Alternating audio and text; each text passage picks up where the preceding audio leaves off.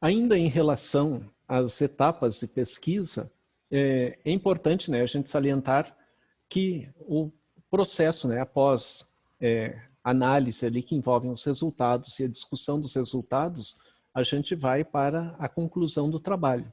E a conclusão do trabalho, ele deve estar amarrado ao nosso problema de pesquisa, bem como aos objetivos. Então, a gente estabelece na conclusão ou considerações finais a seguinte característica.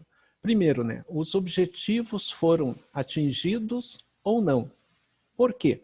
Então, daí a gente vai explicar, né, os objetivos estabelecidos ocorreram em conformidade com o esperado e o desdobramento deles se deu desse modo. Ou, ao contrário, embora os objetivos tenham sido pensados desse modo, os resultados dos dados coletados mostram um caminho diferente. E isso é explicado por tal coisa, daí a gente vai fundamentando. À medida que a gente vai estabelecendo se esses objetivos foram alcançados ou não, a gente vai desdobrando o próprio problema de pesquisa. E o nosso problema, se ele deu conta de todo o processo de investigação ou se ele não deu conta de modo qualitativo aquilo que se esperava em termos de uma investigação mais aprofundada em relação ao entendimento do próprio problema em si.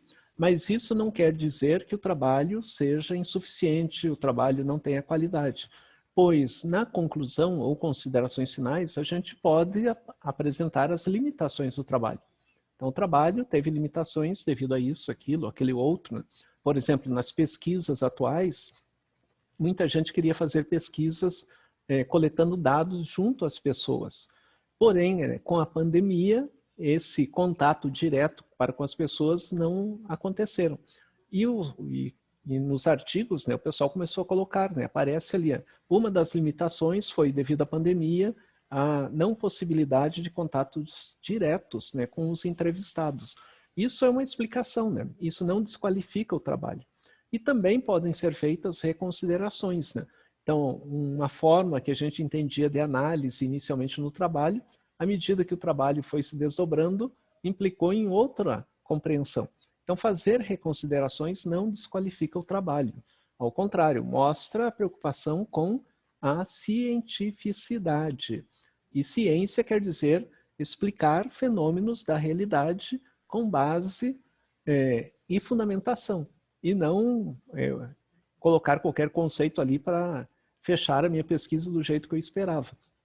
Então, o fundamental é reconstruir, se necessário, toda uma perspectiva daquilo que foi investigado. Também, né, apontar, né, as relações, né, da teoria na conclusão, né, com os dados coletados, né. Há uma relação, pode não haver também, embora a gente compreendesse que tal teoria fosse a melhor para explicar determinado fenômeno, quando a gente vai à investigação propriamente dita, ela não se converte efetivamente numa boa explicação. Também não é problema se a gente demonstra que a teoria que a gente utilizou não dá conta de explicar a realidade. O que a gente tem que saber é explicar de modo adequado. Também, né, a gente vai aplicando ali na conclusão, nas considerações finais, né, como que esse trabalho contribui tanto para as discussões acadêmicas como para a vida, né, como um todo. Que quer dizer, né, é um trabalho acadêmico, mas ele tem que expressar a sociedade.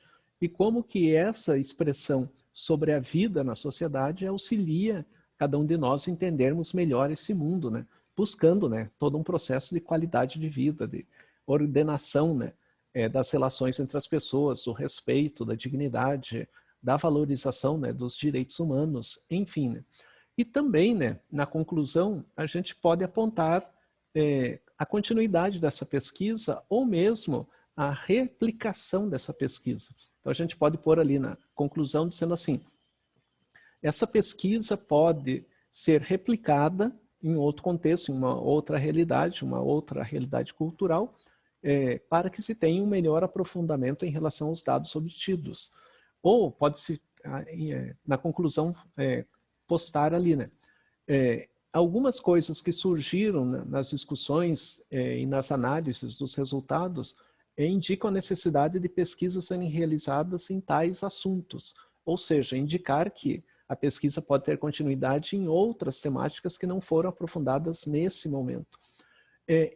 Quando o autor, os autores, as autoras apresentam, né, essa informação, não significa que eles mesmos venham a dar continuidade à pesquisa. Pode ser outras pessoas. Então, eu li o artigo, ali o artigo fecha, né, na sua conclusão, com algumas ideias interessantes, tanto para replicar o trabalho, como para dar continuidade em outros segmentos a partir dos temas debatidos no trabalho. Eu que estou lendo o trabalho posso me envolver na pesquisa. Eu posso fazer uma pesquisa seguindo aquele caminho ali que foi hipotetizado ou foi sugerido pelos autores, autoras do trabalho. O processo de redação, né? É necessário que o trabalho tenha toda uma condição em acordo com as exigências. Então, por exemplo, uma monografia, uma dissertação, uma tese, um artigo, um paper, cada um tem especificidades e normas pré-estabelecidas. O que quer dizer? Fazer uma monografia não é igual a fazer uma dissertação, que não é igual a fazer uma tese, que não é igual a fazer um artigo, que não é igual a fazer um paper. E cada um deles tem especificidades que são previamente estabelecidas pelas instituições que solicitam esses trabalhos. O que quer dizer? Uma dissertação de mestrado, ao ser apresentada na Universidade Federal do Paraná, não significa que vai ser uma mesma dissertação na Universidade Estadual de Londrina ou na Universidade Positivo. Então, cada uma dessas universidades podem ter critérios específicos para que uma dissertação seja constituída. Então, a dissertação ela tem um padrão. E dentro desse padrão, cada universidade pode adaptar o seu padrão. E dentro das universidades, cada curso pode adaptar o seu padrão ao padrão da universidade, que tem como padrão o modelo, por exemplo, da BNT. Então, a BNT tem um modelo de dissertação. A Universidade Positiva adota um modelo dentro desse modelo. E os cursos adotam um modelo dentro do modelo da universidade. Então, cada um vai tendo uma especificidade. E vale salientar, né, nesse comentário, que isso é importante porque quando a gente vai publicar em revistas, cada revista tem critérios próprios. Então, um artigo ou um paper numa revista não é igual aos mesmos critérios de outra revista. Muitas vezes, né, quando a gente quer apresentar um mesmo artigo para uma ou mais revistas, a gente tem que adaptar esse artigo a cada uma das revistas. Vale salientar, né, que é de bom tom, quando a gente pensa em publicações, que a gente faça um artigo, por exemplo, fiz um artigo ou um paper, encaminhei para uma revista somente, e não para 2, 3, 4 revistas. Algumas revistas, né, por exemplo, eu mandei para a revista A, essa revista aprova o meu trabalho. Eu mandei para a revista B, que também aprova, e para a revista C, que também aprova. Esses 3 trabalhos passam a circular no mesmo período.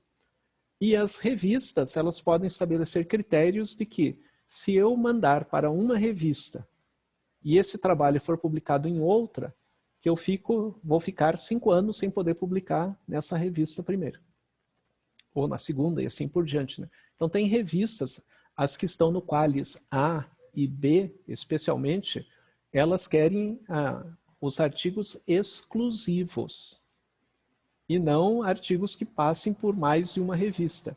Em revistas, né, com Qualis C ou abaixo, né, existem algumas que permitem, né, que você pode publicar numa, 2, 3, 4, 5, sem critérios, né, de exigências, né, mas as revistas, né, chamadas de Qualis A e B, né, essas duas, elas exigem exclusividade na publicação do artigo. Só salientando, né, quando a gente manda um artigo ou um paper para publicação, não significa que ele vá ser publicado. A gente manda, a revista analisa, ela devolve, devolvendo, ela pode devolver aprovado, ou pode devolver necessidade de correções, ou pode devolver reprovado. Se o meu trabalho está reprovado, eu posso tentar publicar em outra revista. Se o meu trabalho é recomendado alterações, eu vou fazer as alterações e mandar novamente para essa revista. E depende muito da periodicidade da revista. Tem revistas que é uma vez por ano. Tem revistas que são semestrais, outras são bimestrais, outras trimestrais, quadrimestrais. Então depende de cada revista, da sua característica e o quanto tempo que eu vou esperar, né? Então se eu mando para uma revista que vai publica cada ano, eu tenho que aguardar o resultado final para ver se a minha revista, meu artigo ou meu paper foi aprovado, se ele necessita de correções ou se foi reprovado, para que daí sim eu pense em outra revista propriamente dito.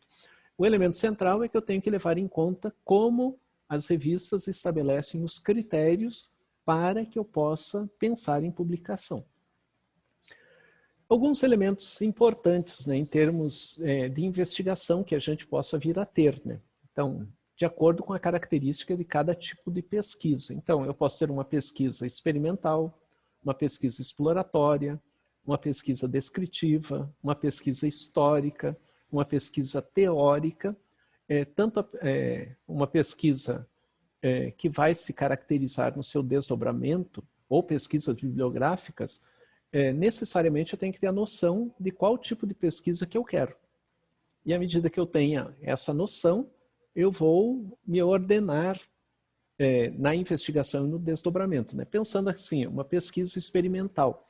A característica da pesquisa experimental é uma pesquisa especialmente de laboratório, ou seja, eu vou no laboratório fazer os experimentos para ver se determinado componente ou determinado comportamento acontece, como que eu posso predizer esse comportamento controlando as variáveis.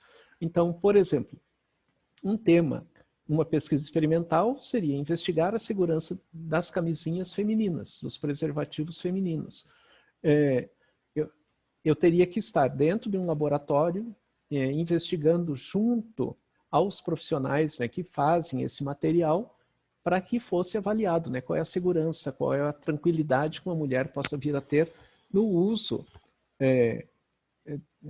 do preservativo feminino.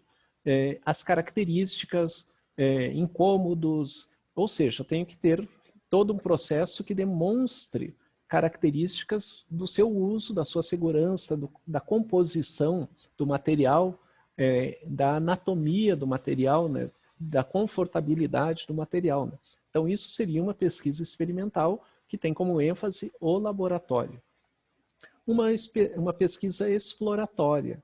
Eu poderia fazer, né, investigando, tentando entender como vivem casais homoafetivos. Poderia fazer um trabalho exploratório com um casal, com 3 casais, 10 casais. Né? Como eu vou desdobrar a coleta de dados, ficaria a critério do próprio pesquisador. Mas a característica, ênfase ali, é justamente eu vou explorar informações em casais e dentro desses casais, né, explorar aqui é obter conhecimentos, né? Esse é o significado. De como eles vivem, como eles se relacionam, as dificuldades que possuem, se, por exemplo, né, entre eles, né, ter filhos, como que eles pensam nessa relação, ter filhos com adoção, ter filhos com a geração entre eles, né, dependendo de como o casal se organiza, né, de como eles querem ter os filhos, ou seja, a gente poderia investigar explorando ou buscando conhecimentos, né, sobre o convívio que esses casais pudessem vir a ter. Uma pesquisa social, que tem como característica ser uma pesquisa descritiva, então quando a gente pensa em pesquisa social, a gente pensa em pesquisas que irão descrever as realidades, né, os contextos vividos pelos indivíduos, que podem ser, né, a característica descritiva pode estar tanto na pesquisa histórica quanto numa pesquisa teórica. Então, na pesquisa social, né, como se constitui a sexualidade de pessoas ou em pessoas com deficiência.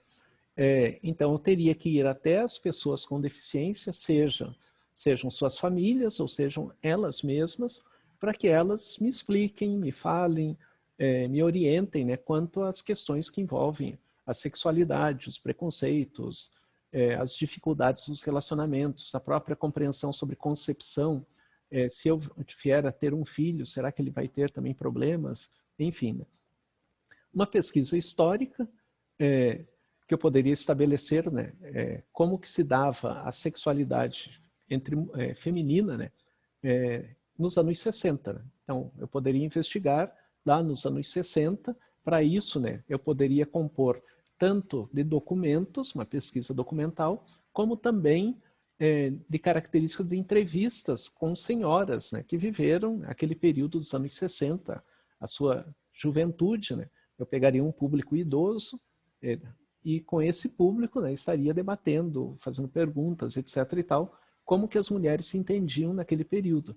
Então, eu poderia trabalhar essa pesquisa histórica tanto documental quanto de entrevistas, né, junto às pessoas. E poderia também trabalhar os dois elementos em conjunto, né, tanto as questões documentais quanto as questões pessoais, né, diretas de entrevistas. Se fosse uma pesquisa documental, ela teria uma característica teórica. Se for uma pesquisa de coleta de dados, ela vai ter como característica ser uma pesquisa exploratória ou explicativa ou de levantamentos, né, dependendo de como ela vai sendo constituída. Eu poderia fazer uma pesquisa teórica, né, sobre o propalado kit gay, né, em tempos de fake news. Né. A gente sabe, né, que na prática nunca existiu, né, tal kit, né, mas esse kit já serviu para eleger bastante gente, né, na política, né, com o uso do combate ao chamado kit gay. Né. Então poderia se debater, né, como que foi constituindo-se, né, essa ideia, né, do kit gay dentro da produção de fake news, né, que afetam aí todo o comportamento humano, a sexualidade humana, que vai gerando toda uma série de questões, né, de questionamentos sobre a condição da vida dos indivíduos. Né. Então poderia ser uma pesquisa teórica nesse desdobramento. Também, né, poderia ser uma pesquisa exploratória, que vai ter a característica da primeira, ali, a segunda pesquisa que a gente viu, mas uma característica, mas a pesquisa seria bibliográfica. E no caso, né, uma pesquisa bibliográfica que poderia desdobrar-se sobre uma investigação sobre a sexualidade de mulheres mastectomizadas. Então, se investigaria, né, na bibliografia o que tem escrito, né, sobre mastectomia, sobre a sexualidade das mulheres e como que esse processo foi se constituindo, né, ao longo do tempo aí na nossa atualidade. Né. Se eu fosse observar, né, essa pesquisa tendo por bases aspectos dos anos 60, ela seria uma pesquisa histórica e bibliográfica. Se eu for trabalhar, né, com os últimos 5 anos, né, daí a ênfase é uma pesquisa bibliográfica levando em conta o estado da arte, né, de como ela está sendo constituída e caracterizada. E ela é exploratória, porque exploratório quer dizer eu exploro um tema que já existe. Então, e esse tema a ser explorado, eu vou investigando para buscar novos conhecimentos a partir de um tema comum, que é diferente da pesquisa explicativa. A pesquisa explicativa, ela tem por base um aprofundamento na busca de encontrar respostas diferentes e novas, que daí é uma outra característica da pesquisa, né? Então, a pesquisa pode ser experimental, exploratória, social, histórica, teórica, bibliográfica, e também, né, a pesquisa pode ser explicativa. Aqui repetiu a informação.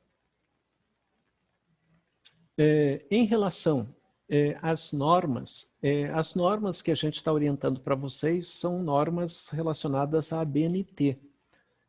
Porém, né, poderiam ser feitas normas também vinculadas a Vancouver, que é uma outra característica de normas técnicas muito utilizadas nas áreas de saúde, e tem da APA, que é muito utilizada na psicologia. Né? Então, falando aqui para vocês, né, sobre as normas da ABNT, né, Associação Brasileira de Normas Técnicas, ela surgiu em 1940 e ela estabelece referências, né, para autores, né, de formas diferentes, né, na sua própria composição e ordenação.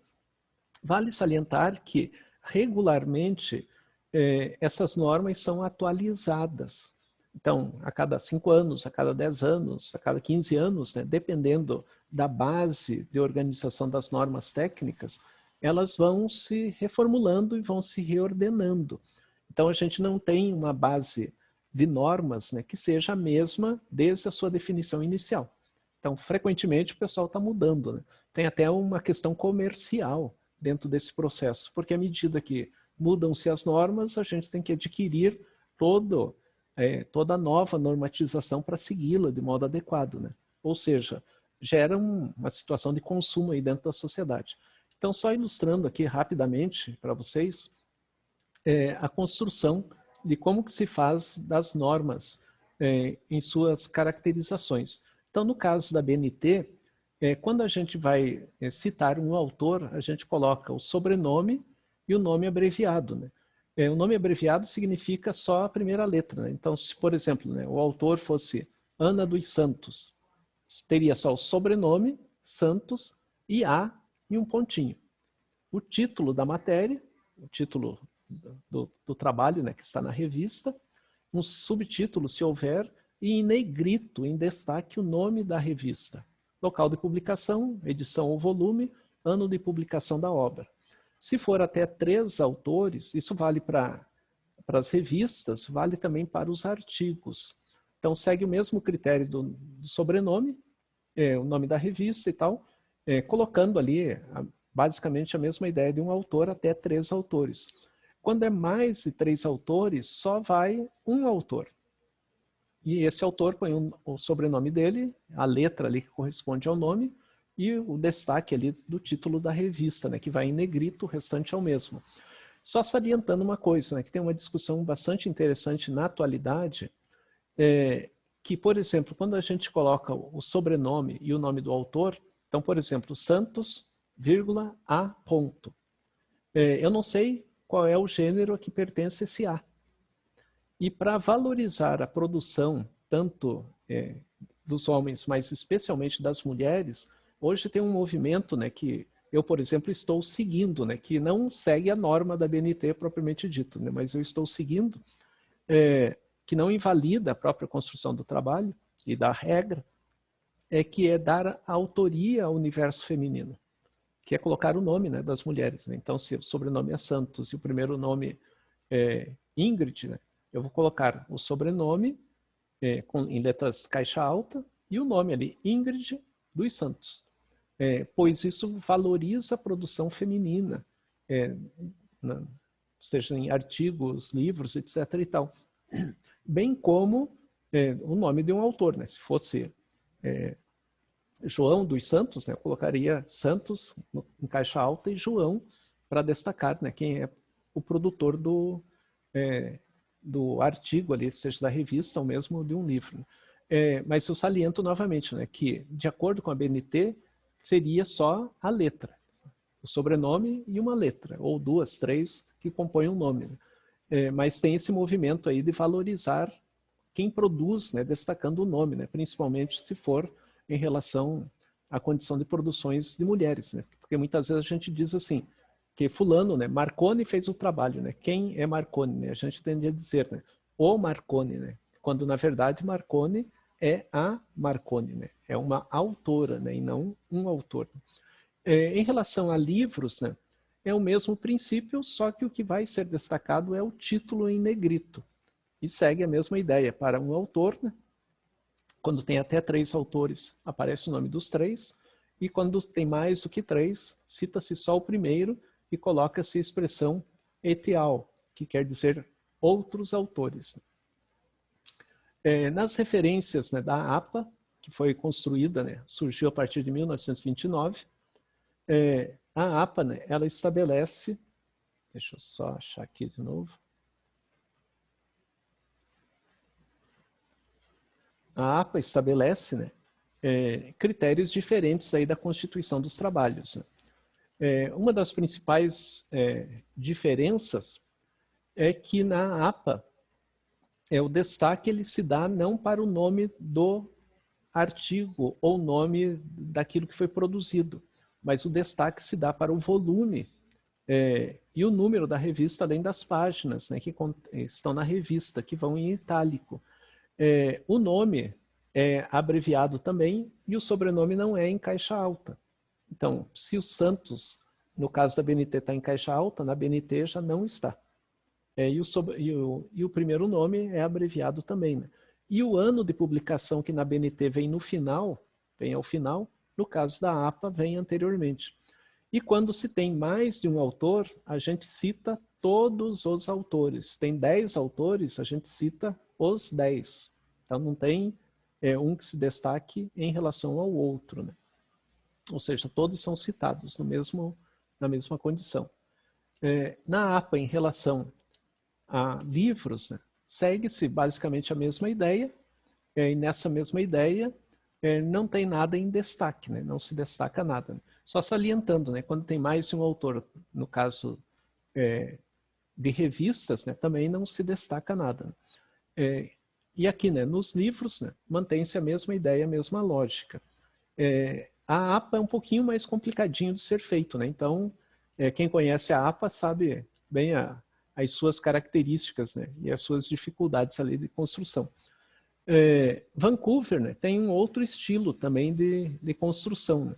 No caso de Vancouver, aparece o sobrenome do autor e as letras, né, que compõem, né, se tem 2 letras aqui, né? Então se fosse Luiz Antônio dos Santos, Luísa Augusta dos Santos, Santos não estaria em caixa alta e teria só o LA ali para indicar com um ponto só, LA, e não 2 pontos aqui, ou seja, se tivesse 3 nomes, né, tivesse um S aqui, o ponto só seria depois do S. O destaque também é para o volume, né, e as páginas consultadas, né, que vão se destacar ali em termos da produção da referência em relação à revista. Não se destaca o título da revista. E se é mais de um autor, também se cita são citados todos os autores, né, e não somente um deles. Né.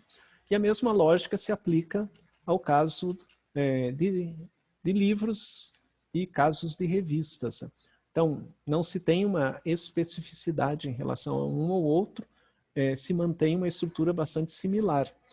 Vancouver é mais utilizado pela área da saúde. Então, se eu vou publicar o meu trabalho em revistas da saúde, eu tenho que seguir esse estilo de Vancouver, que é o padrão. Se eu for publicar em revistas de psicologia, eu tenho que seguir o padrão da APA. E nas demais revistas, né, de modo geral, o padrão é da BNT.